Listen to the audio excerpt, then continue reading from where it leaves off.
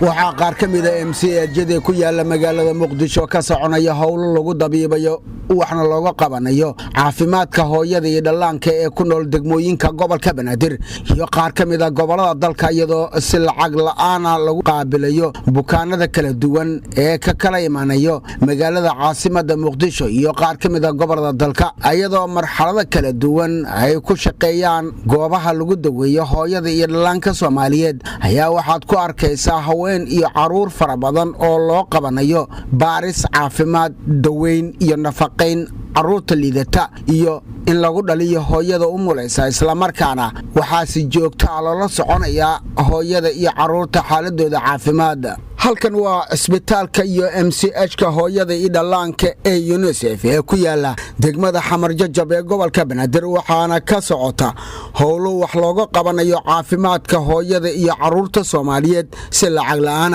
waxaa jooga haween iyo caruur fara badan oo qaarkood la siinayo nafaqeyn qaarna talaalka caruurta si loogu dadaalo caafimaadkooda iyadoo qaarna laga daweynayay cudurrada guud waxa iyagu yaabka badnaa inta aan ku sugnaa isbitaalka iyo MCH-ka UNICEF yaa waxa ay muuqanayay caruur aad u liidata xaaladooda caafimaad kuwaasi oo la ildarnaa nafaqa darri soo wajahday waxaana caruurtaasi qaarkood laga keenay qaar ka mid ah gobolada dalka iyadoo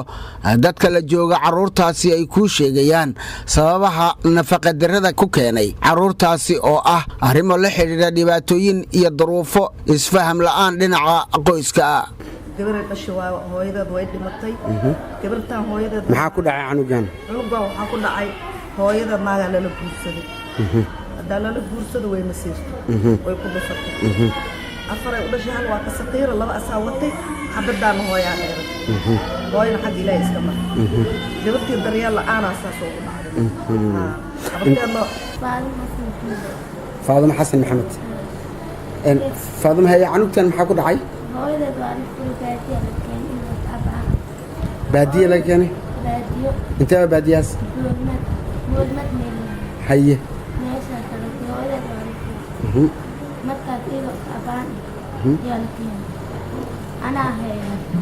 hooyadii la furay ah meeqa sano jirtaa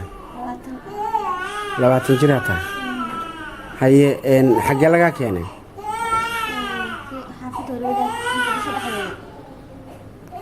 degmada Holwadaag haye bilad dhameys ma ku dhashay mise adoo bilad dhimana inta lagu keenay kadib markii lagu keenay MCH-kan ka waran saad xaalkaaga soo ahaa maxaas lagu qabtay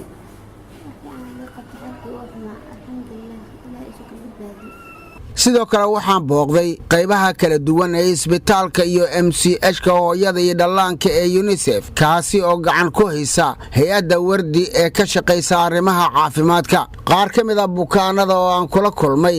isbitaalka hooyada iyo dhallaanka ee UNICEF ayaa ka warbixiyay baahiyaha ay qabaan iyo sida looga adeegayo agaasima ku-xigeenka isbitaalka iyo MCH-ka hooyada iyo dhallaanka ee wardi UNICEF Dr. Cabdiraxiin Cumar Amiin ayaa ka warbixinaya howlaha MCH-ka iyo guud ahaan xaaladda bukaanada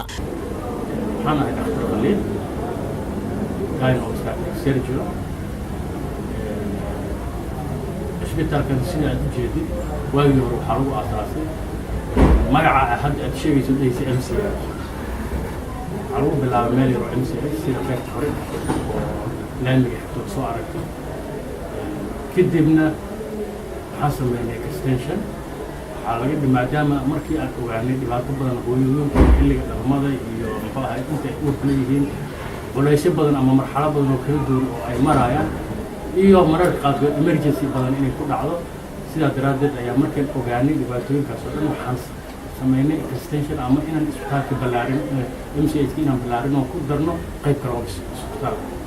sidoo kale MCH-ka hooyada iyo dhallaanka ee Umbutoria Ceelgaab ayaa ka mid ahaa goobaha aan booqday waxaana ka socotay howlo isugu jira baaris caafimaad iyo nafaqeyn daweyn loo samaynayo hooyada iyo dhallaanka Soomaaliyeed iyadoo bukaanada caruurta iyo hooyada loo qabanayo adeeg caafimaad oo lacag la'aan ah MCH-ka hooyada iyo dhallaanka ee Umbutoria Ceelgaab waa MCH qadiimi ah ee soo jiray muddo aad u fog waxaana xilligan ka shaqaynaya dhakhaatiir iyo kalkaaliyaal caafimaad maxamed Jeelaani Sheekh wuxuu ka mid yahay dadkii hore ee u soo joogay MCH-ka Umbutoria Ceelgaab waxaana maanta kulmay isagoo xilligan ka soo doontay halkaasi dawo wuxuuna ka mid ahaa bukaanada aan kula kulmay MCH-ka Umbutoria Ceelgaab wuxuuna ka hadlayaa howlaha loo qabtay maxamed Jeelaani Sheekh xamar jab ku dhashtay inta talaada ugu keenay nooyar guriga lagu celiya dina xoogaa talaada si kale ugu noqday lagu soo celiyay adina xoogaa meesha lagu hayay xoogaa daawooyin lagu qoray ku mahadsaday ilaa idinkiisa ku mahadsaday waa ka tagay adina ilaa leesana Umbutoriada Ceelgaab aan deganayna xaafadda camarada meesha isla degana isbitaalka horta ceeb male waa noo hagaagsanyaa waqti gurmud waa nagu hayaan dadkeena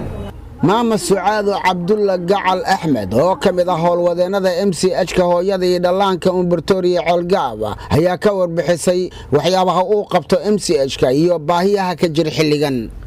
baahi badan oo qabaan MCH-ka baahi badan oo qabaan dhismaha waa dhismihii hore dayactiroo rabaa annagana waxaan rabnaa meel qurux badan oo inaad soo jeesto ilaa iyo haddana dhismihiis siyaad bar ilaa iyo hadda dhismahaas ku joognaa waa gartay dhanka dawada ka waran iyo qalabka idin yaala ma ku filan yahay bukaanada ku filan qalabka daawo haysanaa daawo la'aan ah ilaa 6 bilood mushaar la'aan waa haddii aliira waxaa hadda rabnaa in la siiyo daawo ku filan oo bukaanada ku filan annagana wixii ilaahay noo qoro mushaar u baahanna Muuse Cismaan Abtoow telefishinka qaranka Soomaaliyeed Muqdisho